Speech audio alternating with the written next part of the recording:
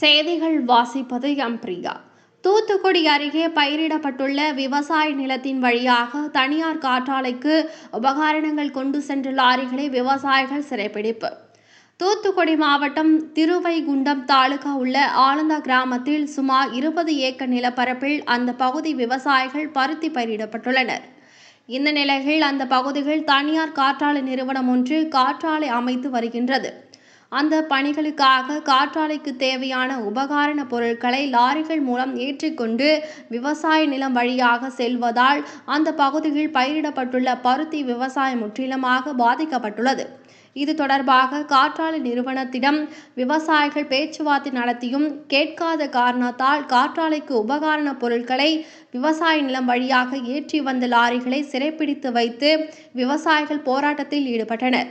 மேலும் அடிக்கடி விவசாய நிலம் வழியாக லாரிகள் செல்வதால் பருத்தி விவசாயம் பாதிப்பு அடைந்துள்ளது.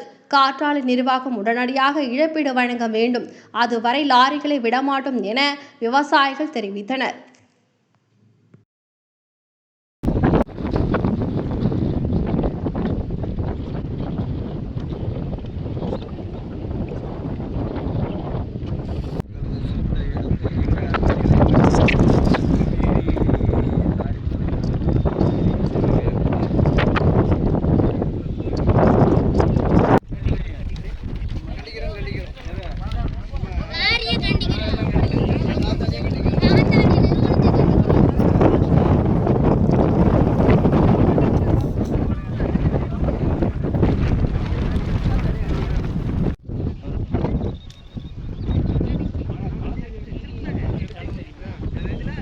அவங்க வேணா யாராவது இருப்பாங்க யாரும் ப்ரோக்கர் இருக்கலாம், மேபி யாராவது இருக்கலாம்.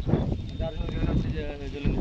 அதனால தான் அவன் அந்த இடத்து பிறகு பாதை யூஸ் பண்ணிட்டான், அவ்வளோதான், வேற ஒன்றும் கிடையாது. அதை கேட்டு செய்யணும், கேட்காம செஞ்சுட்டான், அவ்வளோதான்.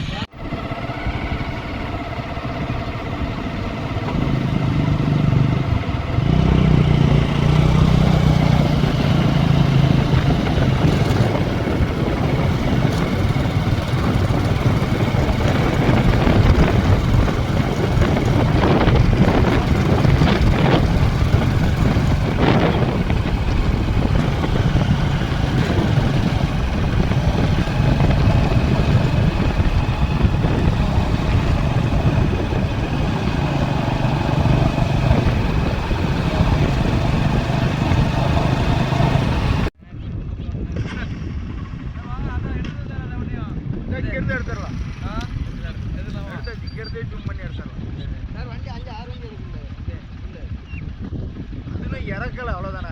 இது புரியல. இதான் சார் காத்தாடி விருத்தை கண்டிக்கிறோம்.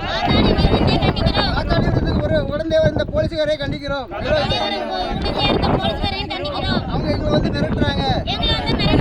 கண்டிக்கிறோம். காத்தாடி விருத்தை கண்டிக்கிறோம். உடனே வந்து போலீஸ்காரருக்கு அடுத்தடியா பண்றாங்க.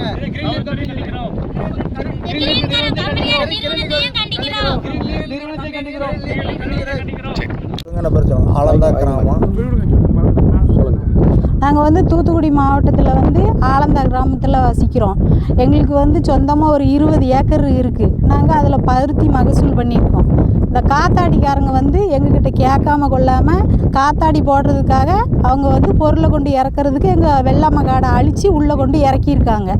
இதுக்கு வந்து காவல்துறையும் ஒத்துழைப்பு கொடுத்துருக்காங்க. நீங்கள் இதுக்கு வந்து எங்களுக்கு வெள்ளாமைக்கு எந்த நஷ்டேடு அவங்க கட்டிட்டு இந்த கம்பெனிக்காரங்க வெளியே போகணும் எங்களுக்கு. அதனால் இந்த லாரியை நாங்கள் சிறப்பிடிச்சு வச்சுருக்கோம். இதனால் பாதிப்பு எவ்வளோ இருக்கும்? பாதிப்பு எங்களுக்கு 10 லட்சத்துக்கு மேலே இருக்கும். ஒவ்வொருத்தங்களுக்கும் 20 லட்சத்துக்கு மேலே இருக்கும். பருத்தி இப்போ தான் வெடிக்கிற டைம். ஆமாம். உங்கள் பேர்? மாரியம்மாள். என் பேர் பரமேஸ்வரி. தூத்துக்குடி மாவட்டம் ஆலந்தா கிராமத்தில் நாங்கள் குடியிருந்து வருகிறோம். எங்கள் குடும்பம் ஃபுல்லாமே விவசாய குடும்பம் தான்.